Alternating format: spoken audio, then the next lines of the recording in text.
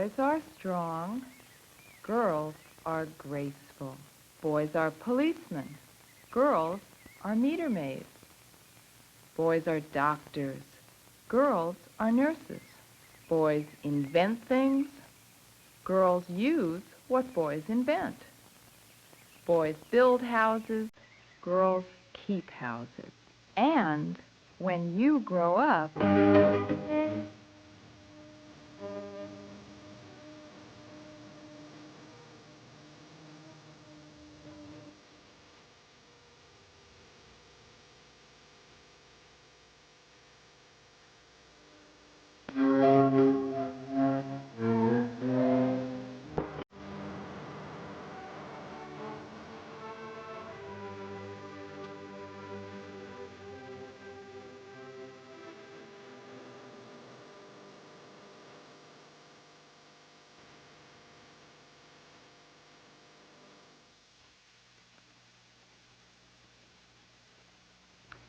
Tough, aggressive, powerful, competent. These are words that are used to describe boys and men. Weak, fragile, incompetent perhaps, illogical, emotional. These are the kind of phrases and words that people use to describe girls, women, when they grow up. We don't know, of course, whether these really are God-given kind of characteristics of people, the way perhaps our society likes to believe, or maybe arbitrary characteristics of people, essentially passed on to them by parents, by peers, playmates, by institutions that have sort of formal educational systems that tell people what they ought to be. The child is born and it either has a penis or it has female genitalia. The label is attached, all sorts of things start happening over and above the anatomy. Congratulations, Mr. Jones. It's a boy. Mr. Smith, it's a lovely, healthy girl.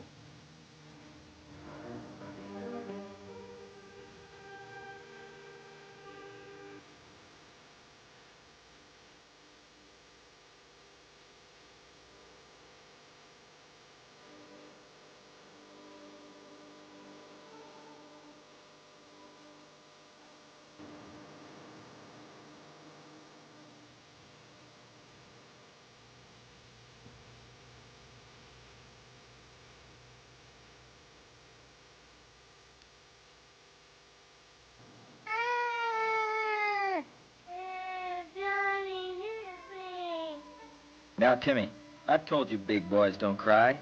Go back out there and hit Billy back. You can defend yourself without running to me.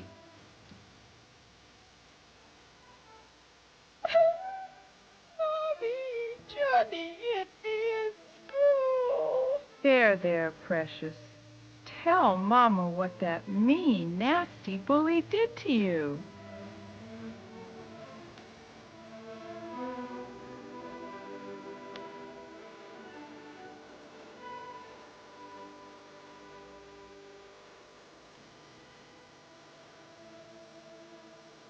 My hero. Susan, I just washed that dress. When will you ever learn to act like a lady? That Timmy, he's all boy.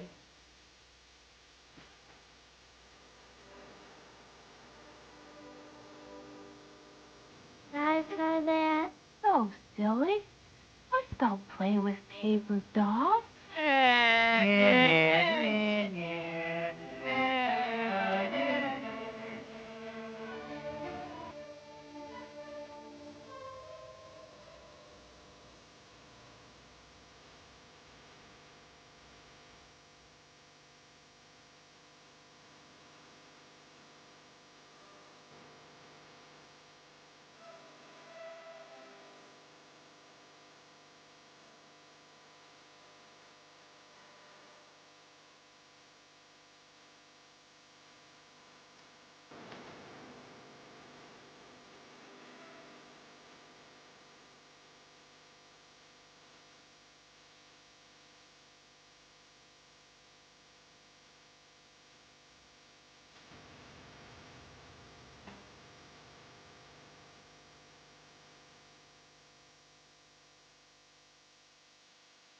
Studies have demonstrated that the stereotypes exist in lots of different individual ways.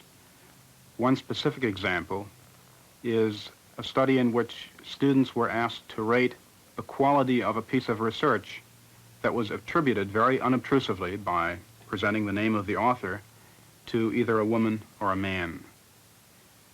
The results were that when attributed to a man, the article was judged to be of higher quality than when attributed to a woman. These kind of results occur again and again in a variety of fields, various sorts of studies, and the findings hold for both sexes. That is to say, the stereotypes exist in the minds of the men and of the women in these studies. Many stereotypes, of course, have some grains of truth, and some associated with sex role stereotypes perhaps do. We don't know really what the grain of truth is to the many stereotypes that we've mentioned. For example, there probably is, in fact, some physical difference between boys and girls, men and women, which has a pure biological basis, starting from genetics through hormones, anatomy, physiology, which makes, for example, men more successful runners, say, in a 100-yard dash. There's a clear difference in the speed with which boys, as compared to girls, can traverse a distance like this.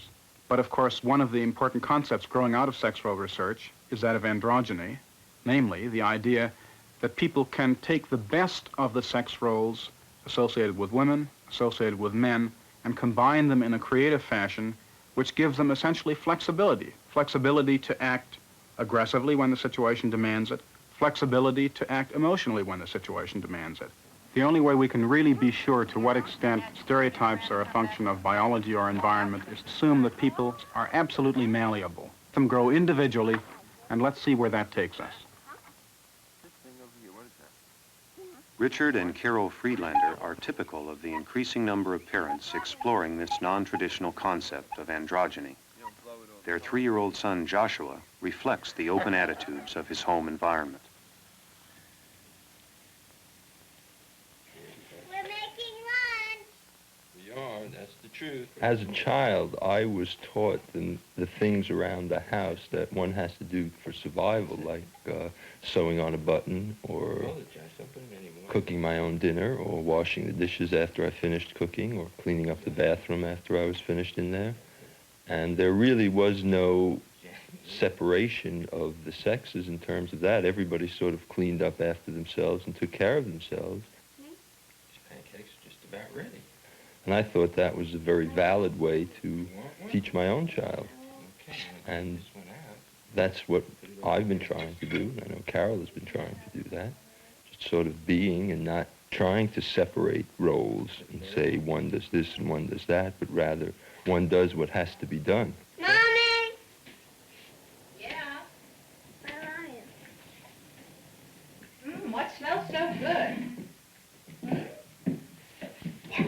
We can put some syrup on your I think of us pancakes as now. 3 people All right? living together, sharing things together, but within that sharing is the understanding that everybody is somewhat responsible for his own being. You know, we all love each other and we do things for one another, but there are certain things that you have to learn to do for yourself. You guys cooked, so I think I'm going to clean up. Would anybody help me? Huh? Can I get any help around here? Look out. Okay. Part of eating is cleaning up after you've finished eating and finished cooking. And there are times when I'll do the cleaning up and times when Carol will do the cleaning up, and inevitably Joshua will be a part of it regardless of who the leader is, because we all sort of pitch in. It's just a part and parcel of everything that's being done. Oh, thank you. I like the idea of his knowing that you would put the same amount of energy into the fun thing of making the pancakes as you would into the maybe not so much fun thing of cleaning up afterwards. I wouldn't want him to feel that there are things that are more valid or less valid for him because he happens to be male. I think that many people make distinctions between boys and girls from the minute that they're born. I think that They have in their mind the direction that they want their male child to go and their female child to go, and they begin preparing them for that from birth. That's not my philosophy. It seems to me that preparing a child from birth to be something is a goal-oriented life, and to me that seems to remove so much of just growing up and being happy in the world. So much of life is missed when you're constantly looking ahead as to what you're going to be when you grow up and what you're going to do when you grow up. So I would try to avoid that at all costs. It does upset me to see other people doing it, but that's really not my business. And I would hope that some of what we do around other people would rub off on them, and maybe they will stop pushing their children in those directions. Richard has often used the example of the horse with blinders on.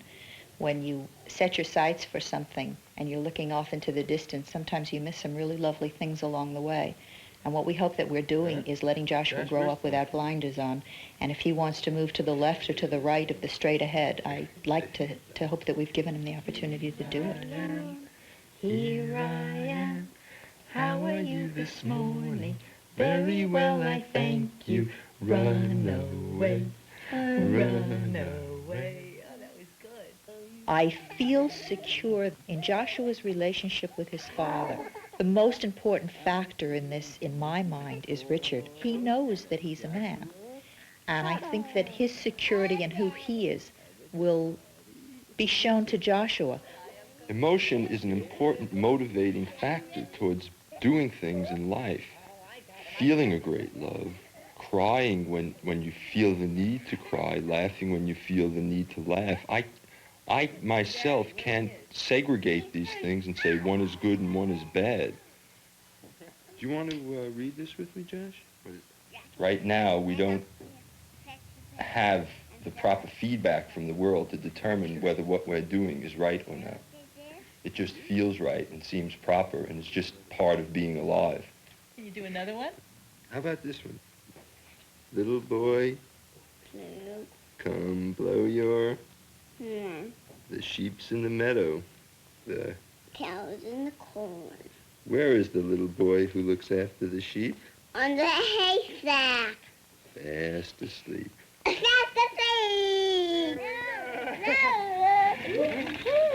No hair. The world expands. Parental influence declines. Teachers, peers, and playmates predominate. Pacific Oaks is one of many schools concerned with maintaining a non-stereotyped environment during these formative years.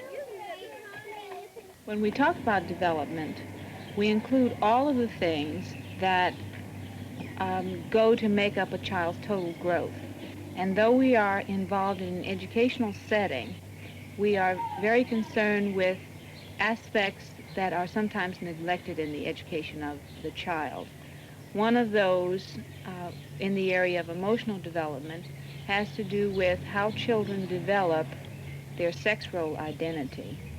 And from the research, the indications are that typically in the preschool years, this becomes a critical time for a child's sex role development.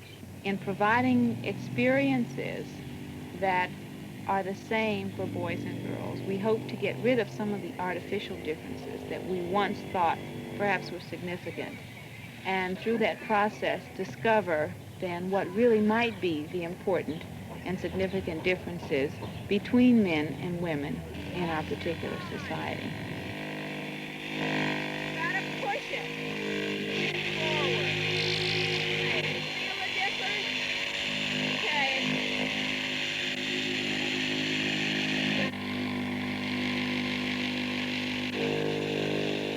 Beautifully done. You're really good at that. Oh, I'm sorry. You getting that? Maybe if I hold it, it will help you. Like that? Uh-huh. Just like that. And then we need about one more right here. Okay. You know something me and Ken found out, you can sew right over the top of these. It's really, yeah, it's really neat. So let me put it on here. I hold it like this, right? You can put one hand on this side, and I'll help you if, when it starts coming through. Here we go. That's right. we try to provide, you know, a well-rounded At experience. informal daily staff meetings, the Pacific Oaks teachers continually reevaluate the goals and philosophies they share. I mean, we value the whole person.